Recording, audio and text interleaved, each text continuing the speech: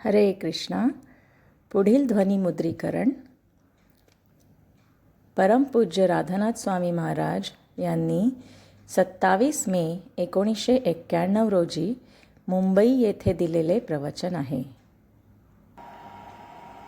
We're placing our heads at the feet of those great devotees. आपण त्या महान भक्तांच्या चरणी आपले मस्तक ठेवत आहोत, जे नेहमी भगवंतांचे स्मरण करतात आणि मानवतेच्या उन्नतीसाठी त्यांचे जीवन समर्पित करतात आणि त्यांना भगवंतांच्या चरणकमलांच्या जवळ आणतात. खरं तर भक्ताची आकांक्षा अशी असते की त्याचे मस्तक कधीही महान वैष्णवांच्या चरणकमलांपासून वेगळे होऊ नये. ही नम्रतेची अभिव्यक्ती आहे. खरं तर भूतकाळातील काही महान आचार्यांनी म्हटले आहे की भक्ताची आकांक्षा नेहमीच त्याच्या मस्तकावर चालण्याची असते. एक भक्त विचार करतो की मी एक आक्रमक राक्षस प्रवृत्तीचा आहे, म्हणून मला माझ्या पायांनी चालण्यास भाग पाडले जाते.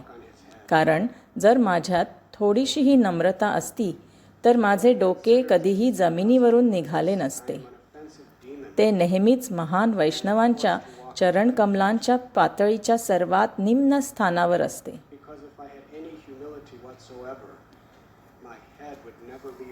वैष्णवांच्या चरणकमलांकडे उभे असताना आपण खाली पाहतो, ही वस्तुस्थिती भक्ताचे हृदय दुखावते.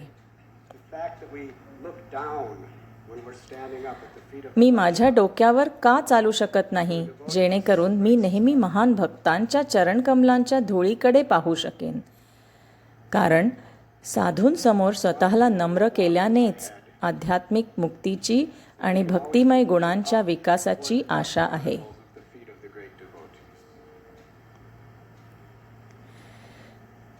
काल आपण वाचत असताना प्रल्हाद महाराजांच्या शिकवणीत त्यांनी त्यांचे वडील हिरण्यकशिपू यांना सांगितले, जोपर्यंत कोणी वैष्णवांच्या चरणांची धूळ आपल्या संपूर्ण शरीरावर लावत नाही, तोपर्यंत तो श्रीकृष्णांचे प्रेम प्राप्त करू शकत नाही. आणि भगवद्गीतेत श्रीकृष्ण त्याच दिव्य भावनेचे स्पष्टीकरण देतात.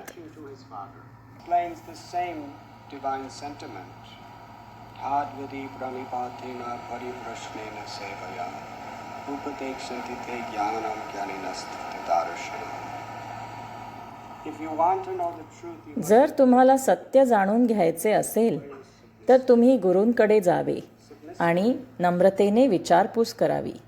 नम्रतेने म्हणजे आपण महान आत्म्यांसमोर स्वतःला नम्र केले पाहिजे आणि त्यांचे सेवक होण्याची आकांक्षा बाळगली पाहिजे.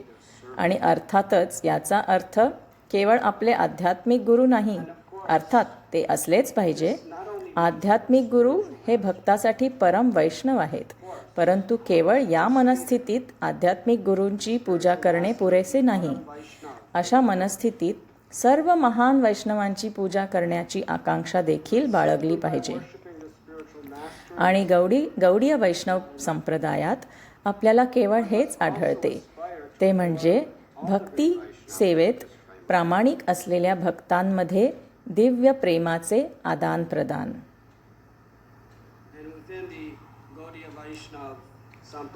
दोन सर्वात जवळच्या आणि प्रेमळ मित्रांबद्दल एक सुंदर कथा आहे. श्रीनिवास आचार्य आणि श्रील नरोत्तम दास ठाकूर.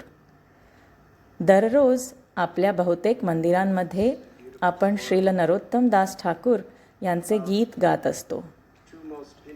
खरं तर भगवंतांच्या महान भक्तांच्या तिरोभावाच्या दिवशी आपण दिवंगत वैष्णवांकरिता त्यांच्या सुंदर प्रार्थनांचे गान करणे आवश्यक आहे. ही सुंदर प्रार्थना सुरू होते.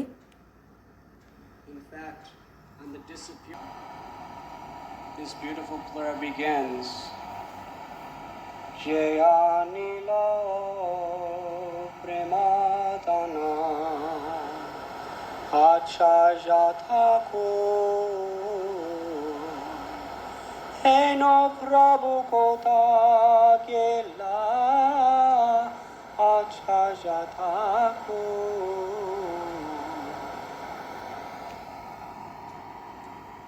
Throughout the song, संपूर्ण गाण्यात त्यांना सोडून गेलेल्या वैष्णवांपासूनच्या वियोगाच्या अतिशय खोल आणि वेदनादायक भावना ते व्यक्त करत आहेत. परंतु पहिल्या ओळीत ते त्यांच्या आध्यात्मिक गुरुबद्दल नाही, तर त्यांचे मित्र श्री श्रीनिवास आचार्य यांच्याबद्दलच्या त्यांच्या खोल प्रगाढ प्रेमाच्या भावना व्यक्त करत आहेत. जर आपल्याला वैष्णव शिष्टाचार आणि नातेसंबंधांच्या या शुद्ध क्षेत्रात खरोखर खोलवर प्रवेश करायचा असेल, तर श्रीनिवास आचार्य आणि श्रील नरोत्तम दास ठाकूर यांच्यातील नाते आपण सर्वांनी समजून घेतले पाहिजे. श्रीनिवास आचार्य त्यांचे जीवन भक्तीचे एक सुंदर उदाहरण आहे. लहानपणापासूनच त्यांना भगवान श्री गौरचंद्रांचे सुंदर दर्शन घेण्याची नेहमीच ओढ होती. ज्यावेळी ते पुरेसे मोठे झाले त्यावेळी त्यांच्या जीवनाचे एकमेव ध्येय साध्य करण्यासाठी त्यांच्या डोळ्यात प्रेमाचे अश्रू होते. ते श्री गौरांग महाप्रभूंना भेटण्यासाठी जगन्नाथपुरीपर्यंतच्या त्या लांब प्रवासात अनवाणी पायांनी जाऊ लागले. परंतु जेव्हा ते जगन्नाथपुरीच्या बाहेर आले तेव्हा त्यांना कळले की भगवान श्री चैतन्य महाप्रभू हे जग सोडून गेले आहेत. ज्यावेळी ते पुरीला आले त्यावेळी ती एक दीर्घ कहाणी आहे. ते भगवान चैतन्यांच्या सर्व लीला ठिकाणी जात होते आणि त्यांचे स्मरण करत होते. वियोगाच्या दुःखाने ते केवळ रडत होते. परंतु त्यांना श्री गदाधर पंडित यांची दिव्य कृपा आणि दया प्राप्त झाली. नंतर ही एक मोठी कहाणी आहे, परंतु आपण थोडक्यात सांगू की गदाधर पंडित हे जग सोडून गेले आणि ते नवद्वीपला गेले, जिथे श्रीनिवास आचार्य नवद्वीपला गेले, जिथे त्यांची भेट सची माता आणि विष्णुप्रिया यांच्याशी झाली, ज्या देखील भगवान गौरहरी यांच्यापासून विरह झाल्याच्या खूप वियोगात दुःखात होत्या.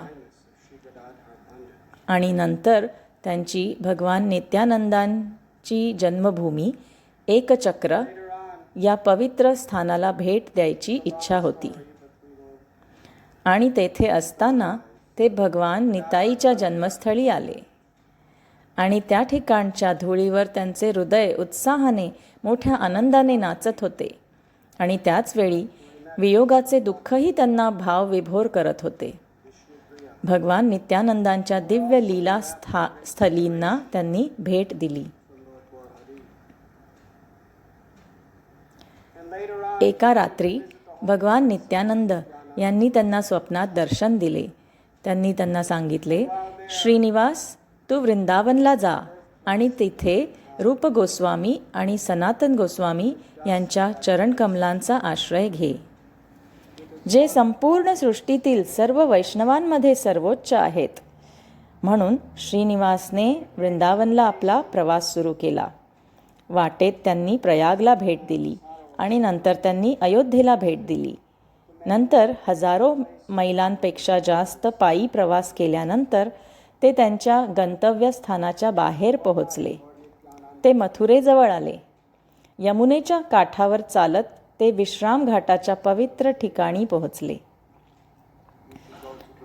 तेच ते ठिकाण आहे जिथे श्रीकृष्णांनी कंसाचा वध केल्यानंतर काही काळ विश्रांती घेण्यासाठी कृष्ण थांबले. आणि ज्यावेळी ते यमुनेत स्नान करत होते त्यावेळी यमुनेत अनेक ब्राह्मण होते आणि ते स्नान करत असताना ते दुःखाने अश्रू ढाळत होते आणि ते आपापसात बोलत होते की आपण किती दुर्दैवी आहोत आणि हे जग किती दुर्दैवी आहे की सर्व वैष्णवांचे शिखर रत्न आपल्याला सोडून गेले आहे. प्रथम भगवान श्री चैतन्य महाप्रभू हे जग सोडून गेले आणि येथे वृंदावनमध्ये ही बातमी ऐकताच रघुनाथ भट्ट गोस्वामी यांचे वियोगाने निधन झाले. ते सहन करू शकले नाहीत आणि मग काशीश्वर गोस्वामी ते देखील वियोगाने हे जग सोडून गेले. आणि काही दिवसांपूर्वीच गोस्वामींचे ते थोर ज्येष्ठ सनातन गोस्वामी भगवान गौरांगांपासून वियोग सहन करू शकले नाहीत आणि ते देखील हे जग सोडून गेले. आणि आपण नुकतेच बातमी ऐकली आहे की आज श्रील रूप गोस्वामी देखील या नश्वर लोकातून निघून गेले आहेत.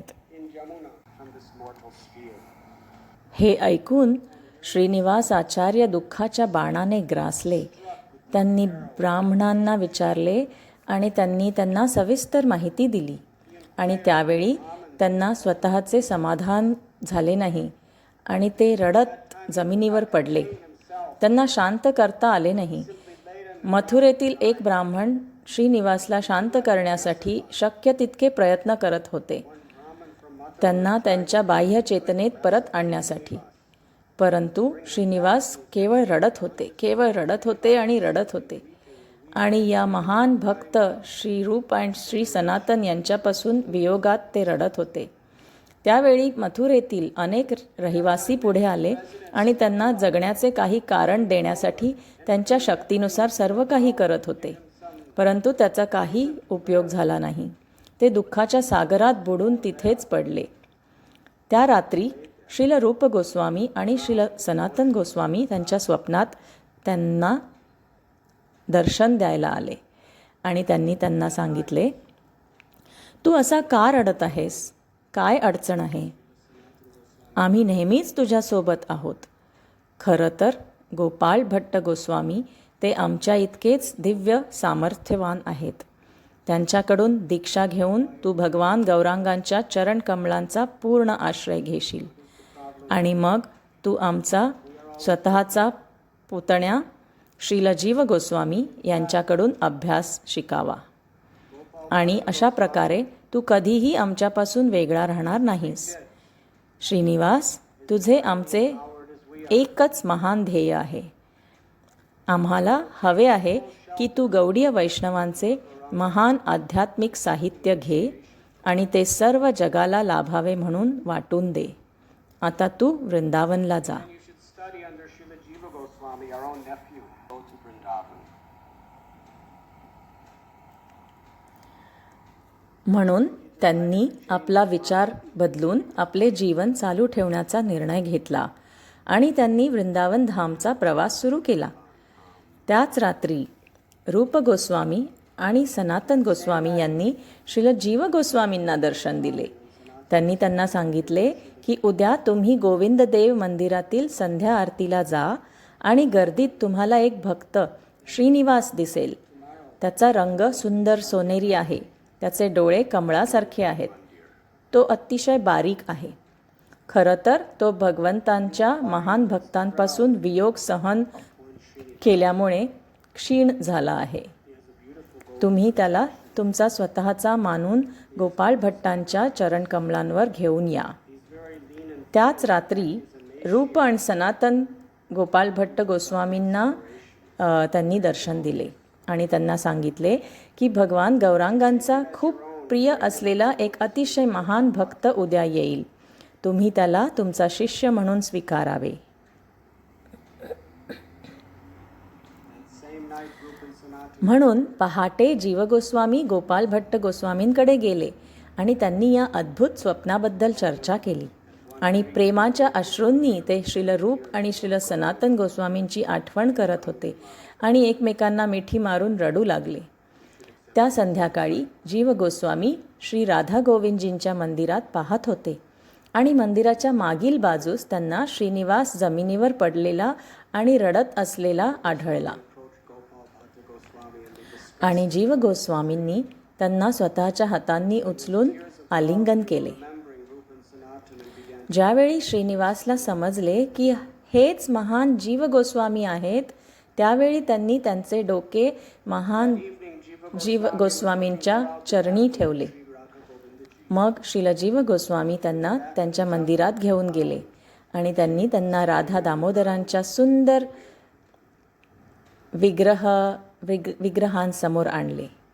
राधा दामोदर हे श्रील जीव गोस्वामींच्या जीवनाचे स्वामी आहेत आणि जीव गोस्वामींनी हे सुंदर विग्रह श्रील रूप गोस्वामींच्या हाताने वैयक्तिकरित्या कसे बनवले आणि त्यांना भेट म्हणून दिले आणि त्यांनी या विग्रहांची त्यांच्या जीवनाचा स्वामी म्हणून कशी पूजा केली ते सांगितले. आपण अनेकदा एक सुंदर गीत गातो. जय राधा दामोदर राधा दामोदर राधे.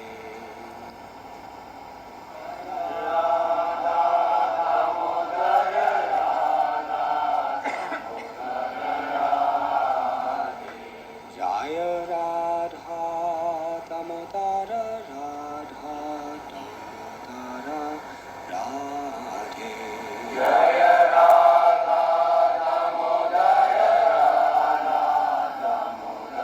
राधे. जीव गोस्वामी प्राण डाना है.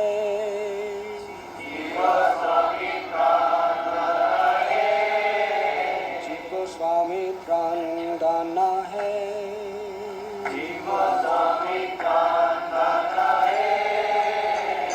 जय राधा दामोदर राधा दामोदर राधे.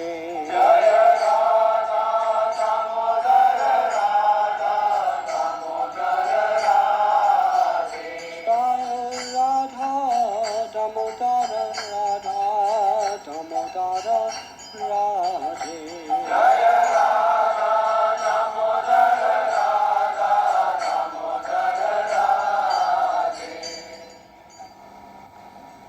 श्रीनिवास. ज्यावेळी श्रीनिवास यांनी श्री श्री राधा दामोदरांचे सौंदर्य पाहिले त्यावेळी ते नतमस्तक झाले आणि भगवान श्री दामोदरांचे सौंदर्य पाहून त्यांचे डोळे अश्रूंनी भरले. ते प्रेमाने भरून गेले. खरं तर तेच दामोदर कधीकधी ज्यावेळी जीवगोस्वामी त्यांना पाहत असत त्यावेळी ते प्रत्यक्षात स्वतःच्या डोळ्यांनी दामोदरला त्यांच्या बासरी वाजवत आणि नाचताना नृत्य करताना पाहत असत. आपण त्यांच्याकडे कसे जातो त्यानुसार श्रीकृष्ण स्वतःला प्रकट करतात. श्री राधा दामोदरांचे पवित्र दर्शन घेतल्यानंतर श्रीनिवासला श्रील रूप गोस्वामींच्या पवित्र समाधीजवळ आणण्यात आले. तेथे पूर्वीपेक्षा जास्त वेळा त्यांना श्री रूपांची दिव्य उपस्थिती जाणवली आणि त्यांनी प्रेमाच्या अश्रूंनी त्यांच्या चरणकमळांची पूजा केली. दुसऱ्या दिवशी जीव गोस्वामी त्यांना गोपाळ भट्ट गोस्वामींचे निवासस्थान असलेल्या राधारमण मंदिरात घेऊन गेले आणि ज्यावेळी ते महान वैष्णवांसमोर आले त्यावेळी श्रीनिवास यांनी गोपाळ भट्टांच्या चरणकमली डोके ठेवले, आपले मस्तक ठेवले आणि गोपाळ भट्टांनी त्यांना प्रेमाने उचलले आणि मोठ्या प्रेमाने आलिंगन दिले. त्यावेळी जीव गोस्वामींनी ओळख करून दिली आणि श्रीनिवास यांनी श्री गोपाळ भट्टांना त्यांचा शिष्य आणि सेवक म्हणून स्वीकारण्याची विनंती केली. गोपाळ भट्ट गोस्वामींनी स्पष्ट केले की काहीही माझे नव्हे, मी श्री राधारमण यांची मालमत्ता आहे.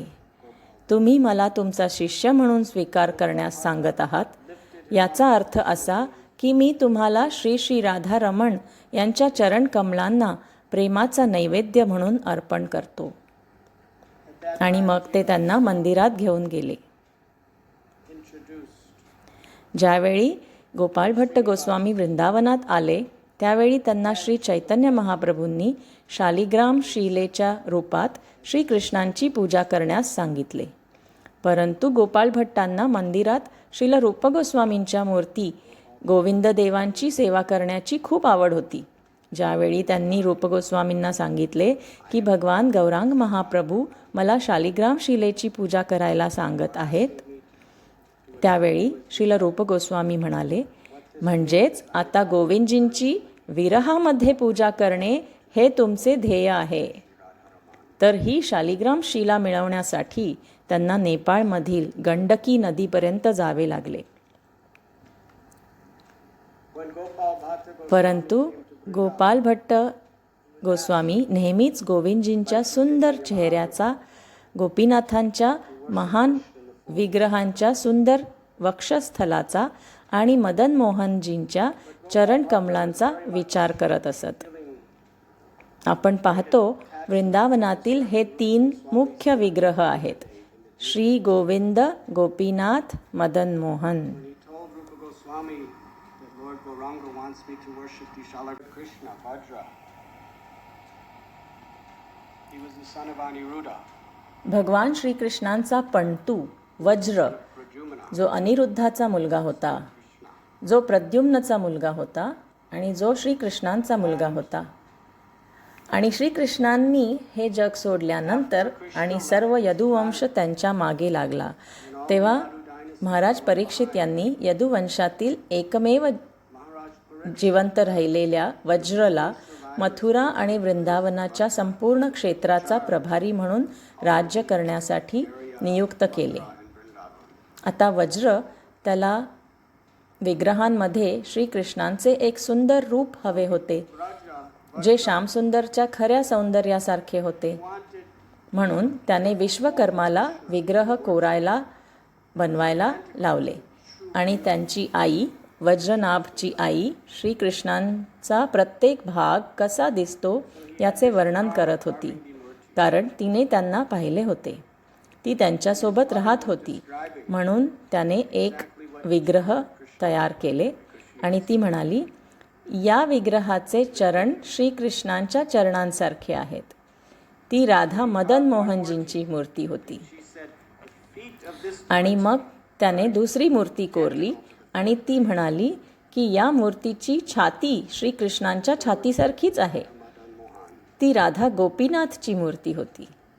आणि त्याने पुन्हा कोरली आणि तिने स्पष्ट केले की या मूर्तीच्या चेहऱ्याने श्रीकृष्णांचे खरे परिपूर्ण सौंदर्य टिपले आहे.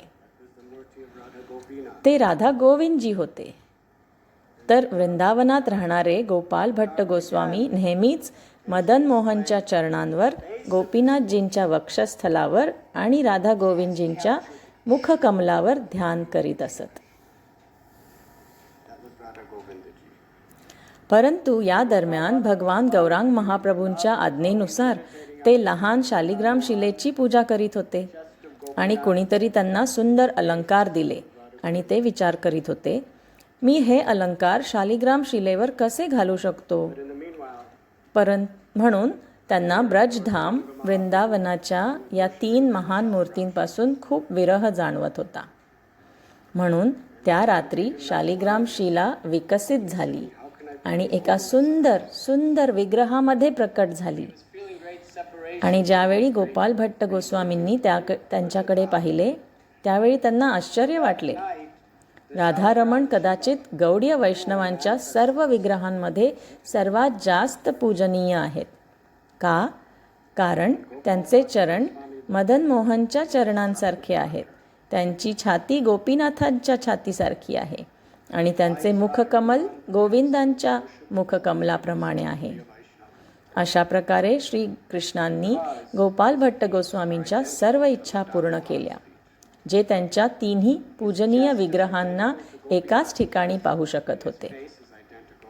आणि मग ते विग्रह बोलले आणि गोपाल भट्ट गोस्वामींना म्हणाले, मी तुमच्या सर्व इच्छा पूर्ण करण्यासाठी आलो आहे. आणि मग गोपाल भट्टांनी या विग्रहांचे नाव राधा रमण ठेवले, कारण ते रासलीलेच्या क्षेत्रात अर्थात निधीवनमध्ये सापडले होते.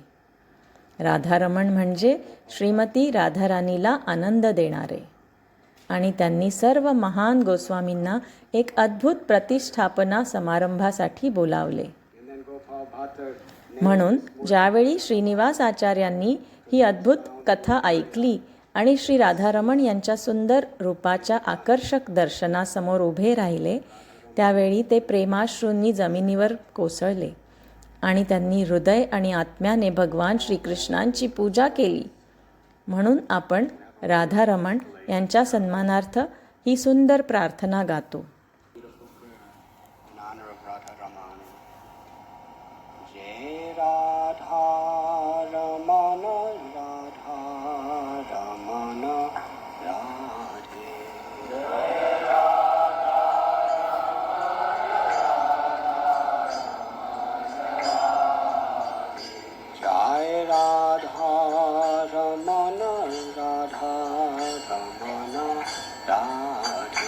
Jaya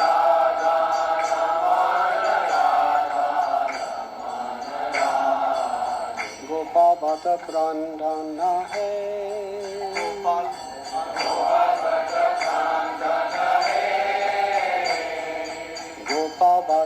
प्राणधन है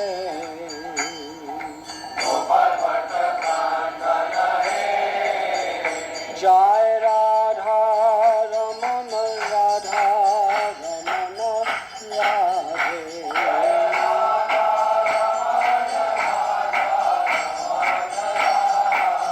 जय राधा रमन राधा रमन राधे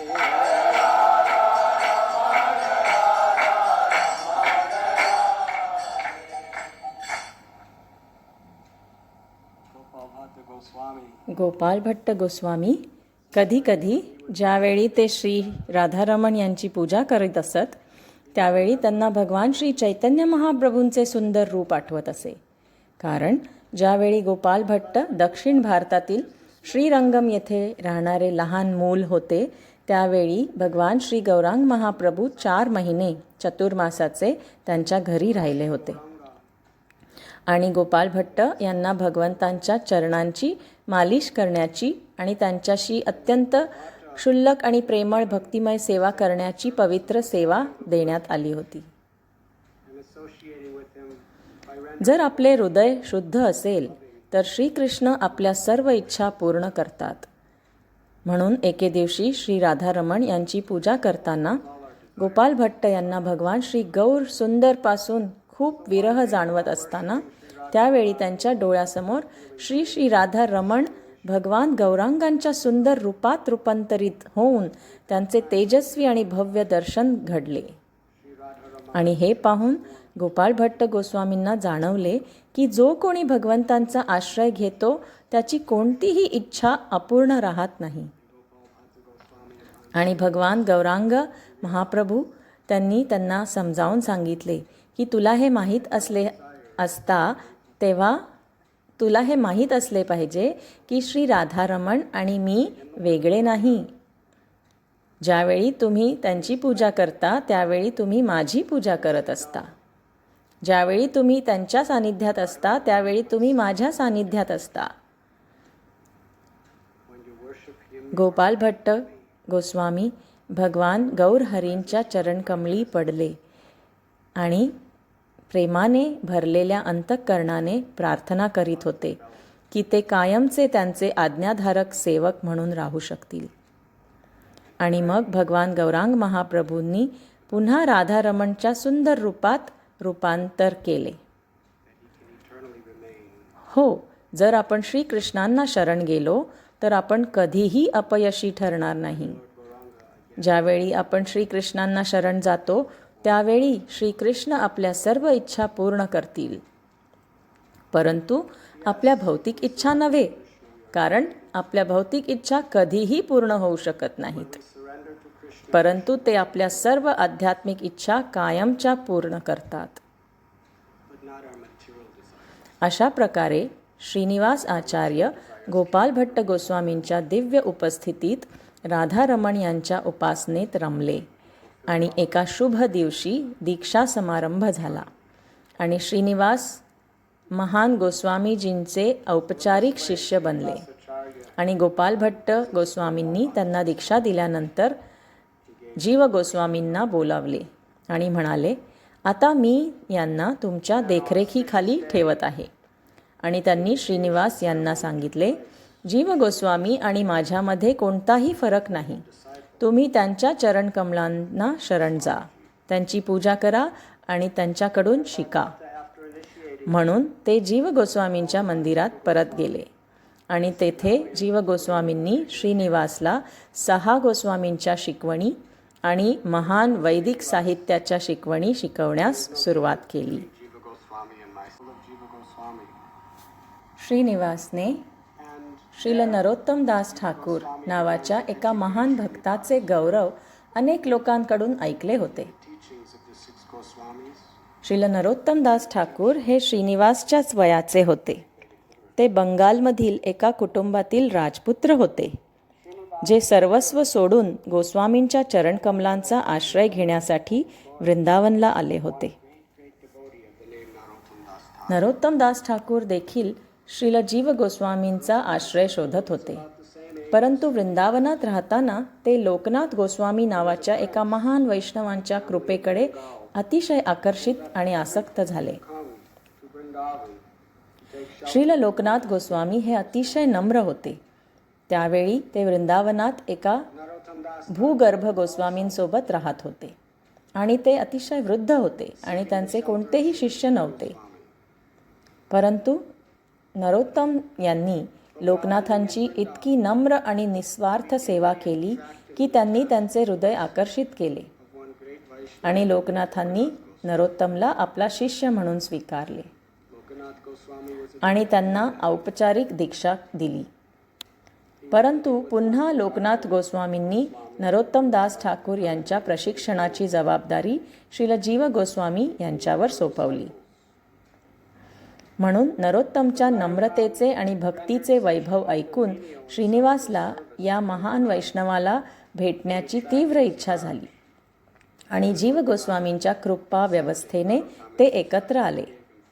आणि ज्यावेळी ते एकत्र आले त्यावेळी ते दोघेही एकमेकांच्या पायी पडले आणि प्रेमाच्या अश्रूंनी दोघांनीही आलिंगन केले. दोघांनीही त्यांच्या मनात निश्चय केला की मी या महान आत्म्याचा सहवास कधीही सोडणार नाही. आणि ते एकत्र श्रील जीव गोस्वामींच्या आश्रमात राहिले.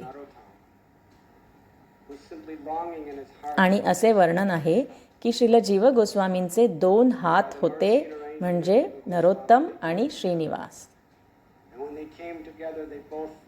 आणि त्यांनी पाहिले की त्यांची शिकण्याची इच्छा, सेवा करण्याची इच्छा, त्यांची नम्रता आणि वैष्णवांच्या सहवासाची त्यांची उत्सुकता इतकी प्रचंड होती की त्यांनी सर्व महान व्रजवासींना आणि व्रजाच्या सर्व महान निवासस्थानांना या 2 भक्तांवर त्यांचे सर्व आशीर्वाद आणि कृपा देण्याचे आवाहन केले, जे सर्व भक्तांचे जीवन आणि आत्मा बनले.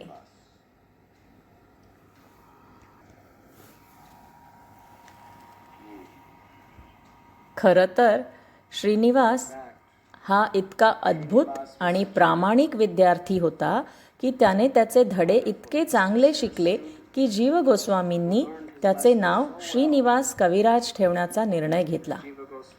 परंतु श्रीनिवासला हे नाव आवडले नाही, कारण तो ही एक आदरणीय पदवी मानत होता आणि त्याला स्वतःला कोणत्याही आदरणीय पदवीसाठी योग्य वाटत नव्हते. म्हणून ज्यावेळी जीव गोस्वामींनी पाहिले की तो कोणत्याही पदवीला नकार देऊन इतकी नम्र भूमिका घेत आहे, त्यावेळी श्रील जीव गोस्वामींनी त्यांचे नाव बदलून श्रीनिवास कविराज नाही तर श्रीनिवास आचार्य असे ठेवले, केवळ त्यांना मिळणाऱ्या सन्मानाचा स्वीकार करण्याची ही प्रवृत्ती पूर्णपणे मोडून काढण्यासाठी. म्हणून तेव्हापासून ते ओळखले जाऊ लागले आणि आजही ते श्रीनिवास आचार्य म्हणून ओळखले जातात. आणि मग श्रील जीव गोस्वामींनी नरोत्तम दास ठाकूर यांच्या भक्तीचा महान गुण पाहून त्यांना ठाकूर महाशय हे नाव दिले, जे सर्वोच्च पद आहे. आणि पुन्हा नरोत्तम दास जे इतके नम्र आणि इतके साधे होते, त्यांना महान जीव गोस्वामींच्या सामर्थ्याने ही पदवी स्वीकारण्यास भाग पाडले गेले. म्हणून श्रील नरोत्तम दास ठाकूर महाशय आणि श्रीनिवास आचार्य अनेक वर्षे व्रजधाममध्ये अविभाज्य प्रेमळ मित्र म्हणून एकत्र राहिले आणि एकत्र त्यांनी वृंदावनभर प्रवास केला. खरं तर भक्ती रत्नाकरमध्ये वर्णन आले आहे की भगवान चैतन्य महाप्रभूंचे एक जवळचे सहकारी, त्यांचे नाव राघव गोस्वामी आहे. श्रील जीव गोस्वामींच्या आदेशानुसार राघव गोस्वामी नरोत्तम आणि श्रीनिवास यांना संपूर्ण व्रजमंडल परिक्रमेवर घेऊन गेले आणि गौडीय वैष्णवांमध्ये श्रीनिवास आणि नरोत्तम यांच्या राघवासह सर्व 12 वनांमध्ये आणि वृंदावनातील सर्व पवित्र स्थळांमध्ये जाऊन सर्व महान संतांना भेटल्याच्या या सुंदर कथनातून आपल्याला वृंदावनातील सर्व पवित्र स्थळांबद्दल माहिती मिळते. took Narottam and Srinivas and the whole Braj Mandala Parikram. ज्यावेळी ते राधाकुंडात आले त्यावेळी त्यांची भेट श्रील रघुनाथ दास गोस्वामींशी झाली Holy places असे वर्णन आहे. from this beautiful narration. आता नरोत्तम श्रीनिवास हे दोघेही खूप अतिशय उच्च जातीचे होते, परंतु रघुनाथ कायस्थ समुदायाचे होते. बंगालमध्ये कायस्थांना शूद्र मानले जाते. परंतु Described when they came to 6 गोस्वामींपैकी Raghunath Das हे प्रयोजन गोस्वामी मानले जात होते. ते गोस्वामी ज्यांनी श्रीकृष्णांच्या गोपींवरील प्रेमाची आणि गोपींच्या श्रीकृष्णांवरील प्रेमाची सर्वोच्च परिपूर्णता शिकवली. Raghunath was from Kayas. म्हणून ज्यावेळी श्रीनिवास आणि नरोत्तम राधाकुंडाच्या काठावर दास गोस्वामींच्या सुंदर भजन कुटीरमध्ये आले त्यावेळी त्यांनी मोठ्या नम्रतेने नतमस्तक होऊन रघुनाथ दास गोस्वामी यांच्या पायाशी आपले मस्तक ठेवले. वियोगाच्या अश्रूंनी रडत असलेल्या रघुनाथ दासांना या महान भक्तांना पाहून अतिशय आनंद झाला. त्यांनी त्यांना उचलले आणि त्यांना आलिंगन दिले Das Goswamis. आणि त्यांना वृंदावन लीला यांचे उच्च दिव्य ज्ञान दिले. अशा प्रकारे अनेक वर्षे नरोत्तम आणि श्रीनिवास एकत्र राहिले आणि सर्व वैष्णवांच्या आशीर्वादाने त्यांना वृंदावन सोडून बंगालमध्ये परतण्यास सांगण्यात आले, जेणेकरून ते श्रील रूपक आणि श्रील सनातन गोस्वामींचा संदेश प्रचार करून आणि ग्रंथांचे वितरण करून आणि पवित्र भगवन नामाची कृपा वितरण करण्यासाठी प्रवास करू शकतील. To distribute the mercy of the holy name. Hare Krishna, Krishna Krishna, Hare Hare, Hare Rama, Ram Rama. So this is the great wealth. तर ही आपल्या वैष्णव परंपरेची महान संपत्ती आहे. आपली संपत्ती पैशात नव्हे, आपली संपत्ती मंदिरांमध्ये इमारतींमध्ये नव्हे, आपली संपत्ती लोकप्रियतेतही नाही. आपली संपत्ती श्रीकृष्णांच्या या महान शुद्ध भक्तांच्या जीवनात आणि त्यांच्या शिकवणीत आहे. And the teaching कारण त्यांच्या जीवनकथा ऐकून आणि त्यांनी मागे सोडलेल्या शिकवणींचा अभ्यास करून आपल्या जीवनात श्री राधा आणि श्रीकृष्णांच्या चरणकमलांचे दरवाजे उघडतात. या महान भक्तांचे स्मरण करून आणि त्यांच्या पावलावर पाऊल ठेवून तीच आपली खरी संपत्ती आहे, तीच आपली खरी संपत्ती आहे. आणि एका प्रामाणिक भक्तासाठी याशिवाय दुसरे काहीही मूल्य नाही. that is our real wealth. या महान आत्म्यांच्या पावलावर पाऊल ठेवून चालण्याचा प्रयत्न करणाऱ्या भक्तांच्या सहवासाशिवाय आपले जीवन रिकामे आहे. Shunyayatam Jagat Sarvam Govinda Virahena May. Sri Chaitanya Mahaprabhu. Shri Chaitanya महाप्रभूंनी प्रार्थना केली आहे की गोविंदांशिवाय, गोविंदांच्या दर्शनाशिवाय या संपूर्ण विश्वातील सर्व काही, शून्यायितम जगत सर्वम, हे संपूर्ण विश्व म्हणजे एक मोठी पोकळी आहे. कोणत्याही गोष्टीला अर्थ नाही, कोणत्याही गोष्टीचे मूल्य नाही आणि गोविंद केवळ त्यांच्या भक्तांच्या सहवासातूनच प्रकट होतात. आणि ज्यावेळी आपण या महान संतांच्या जीवनाचे स्मरण करतो त्यावेळी आपण हळूहळू त्यांच्यासारखेच प्रेमळ नाते निर्माण करू शकतो. The lives of these great saints, then we can gradually develop weather conditions, economic न्यायालयीन खटले, हवामान परिस्थिती, आर्थिक परिस्थिती, छळ, खरं तर या गोष्टींमुळे माया जितकी जास्त प्रभावित होते तितकेच भक्त अधिक बलवान होतात.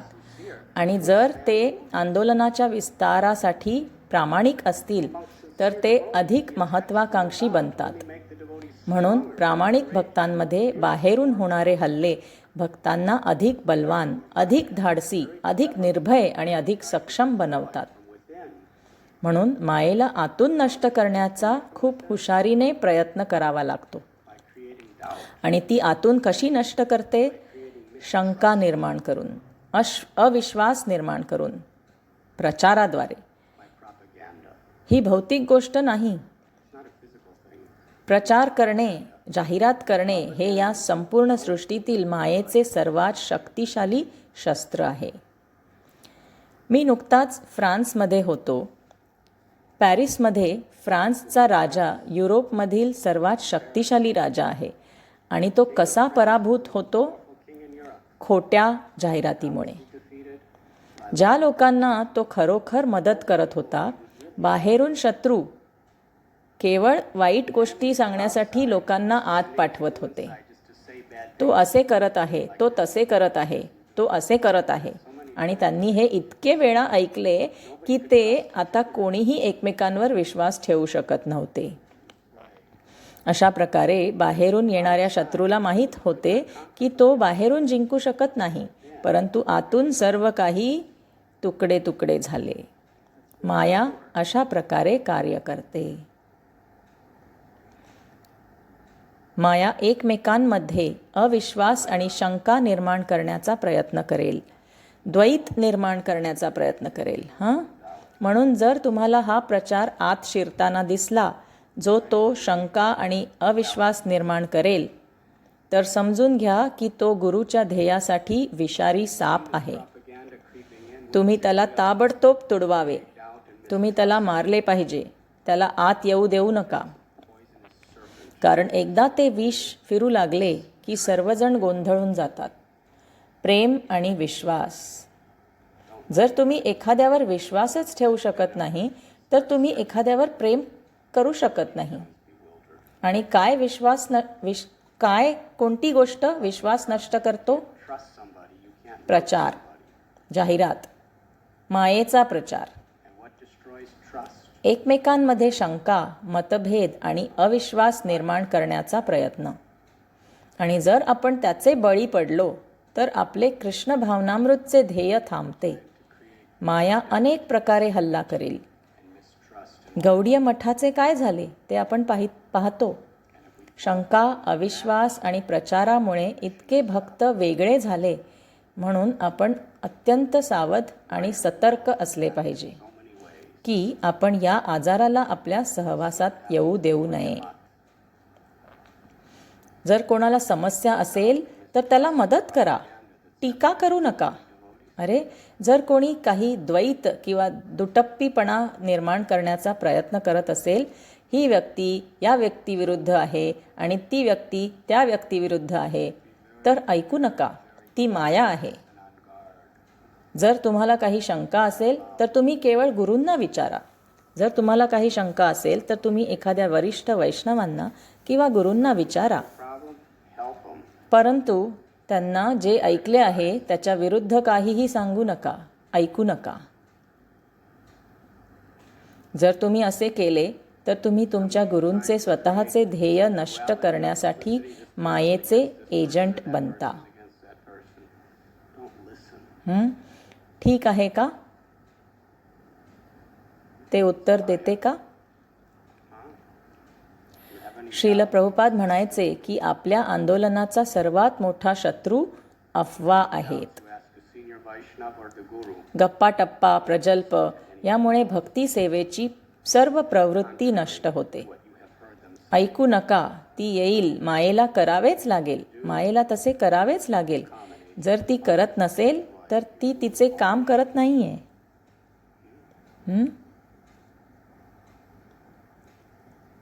दुसरा प्रश्न. Any other questions? Does that answer? प्रश्न ऐकू येत नाही. उत्तर. कोणीही तुमच्याशी किंवा माझ्याशी वाईट वागले तर मला क्षमा करावीच लागेल. ते दुसऱ्या वैष्णवाशी जर वाईट वागले तर आपण आपल्या गुरुबंधूला किंवा गुरुभगिनीला किंवा त्या वैष्णवाला वाचवण्यासाठी जे काही आवश्यक आहे ते करायला हवे. परंतु स्वतःसाठी आपण श्रीकृष्णांची कृपा म्हणून स्वीकारण्यास तयार असायला हवे. जोपर्यंत ते इतरांच्या जीवनात अडथळा निर्माण करत नाही तोपर्यंत आपल्याला स्वतःचे रक्षण करावे लागू शकते. स्वतःसाठी नाही तर त्यांच्यासाठी. अरे, जर कोणी आपल्याशी काही करत असेल तर ते इतरांच्या जीवनाला त्रास देत असेल, त्यांच्या रक्षणासाठी आपल्याला स्वतःचे रक्षण करावे लागू शकते. परंतु आपण ते स्वतःचे रक्षण करण्यासाठी करत नाही. आपण क्षमा केली पाहिजे. आपण विसरून गेले पाहिजे. जसे रणछोडजी महाराजांनी हृदयानंदचे वडील अरविंद भाई मफतलाल यांना सांगितले की 2 गोष्टी लक्षात ठेवाव्यात आणि 2 गोष्टी विसराव्यात. 2 गोष्टी विसरून जाव्यात. एखाद्याने तुमचे वाईट केले असेल तर ते लगेच विसरून जा. आणि दुसरी गोष्ट म्हणजे तुम्ही दुसऱ्यासाठी काही चांगले केलेले काम. कारण जर तुम्ही क्षमा करण्याचा गुण विकसित केला नाहीत तर तुम्हाला क्षमा केली जाणार नाही. तुम्ही जितक्या प्रमाणात क्षमा करण्यास तयार असाल तितकेच श्रीकृष्ण तुम्हाला क्षमा करतील. आणि आपल्याला किती गोष्टींसाठी क्षमा करावी लागते म्हणून श्रीकृष्ण करू शकतात. ती सर्वात मोठी गोष्ट म्हणजे एखाद्याने तुमच्यावर गंभीर गुन्हा केला तर. जर तो अगदी भयानक मोठा गुन्हा असेल आणि तुम्ही त्याला क्षमा केलीत तर तुमच्या भयानक मोठ्या अपराधांसाठी तुम्हाला क्षमा केली जाते. तर क्षमा करणे हा एक मोठा गुण आहे. आणि आपण दुसऱ्यासाठी जे काही करतो जर आपण ते लक्षात ठेवले तर आपण गर्विष्ठ होतो आणि त्यामुळे सर्व काही उद्ध्वस्त होते. आपण दुसऱ्यासाठी जे काही केले आहे ते आपण केवळ आपल्या आध्यात्मिक गुरूंसाठी, वैष्णवांसाठी आणि श्रीकृष्णांसाठी एक डिलिव्हरी बॉय आहोत म्हणून. आपण दुसऱ्यासाठी जे काही चांगले करतो ते कसे शक्य झाले असते जर वैष्णवांशी, गुरूंशी आणि श्रीकृष्णांशी आपला सहवास नसता तर आपल्याकडे देण्यासारखे काहीही नसते. म्हणून आपण केवळ डिलिव्हरी करत आहोत. एका जागेवरून दुसऱ्या जागेला पोचवत आहोत. म्हणून आपण हे लक्षात ठेवू नये की मी ते केले आहे. आपण हे लक्षात ठेवले पाहिजे की श्रीकृष्णांनी ते केले आहे. मी जे केले ते कोणताही मूर्ख करू शकतो. मी ते केवळ पोहोचवले. मी खूप भाग्यवान आहे, अतिशय भाग्यवान आहे की मला या लीलेचा भाग होण्याची परवानगी मिळाली. आणि लक्षात ठेवण्यासारख्या 2 गोष्टी म्हणजे मृत्यू प्रत्येक क्षणी येऊ शकतो. मग तुम्ही कीर्तनाच्या वेळी जमिनीवर रांगणारी क्षुल्लक मुंगी असोत किंवा वैष्णवांच्या पायांनी चिरडले जाल किंवा तुम्ही जगातील सर्वात मोठ्या लोकशाहीचे भावी पंतप्रधान असाल. मृत्यू कोणत्याही क्षणी येऊ शकतो. म्हणून आपण नेहमी लक्षात ठेवण्याची दुसरी गोष्ट म्हणजे श्रीकृष्णांचे पवित्र नाम. कारण त्यांची कृपा त्यांच्या नामाद्वारे पूर्णपणे प्रकट होते अनंत काळपर्यंत. Srila Prabhupada ki jai. Thank you very much. Srila Prabhupada की जय. खूप खूप धन्यवाद.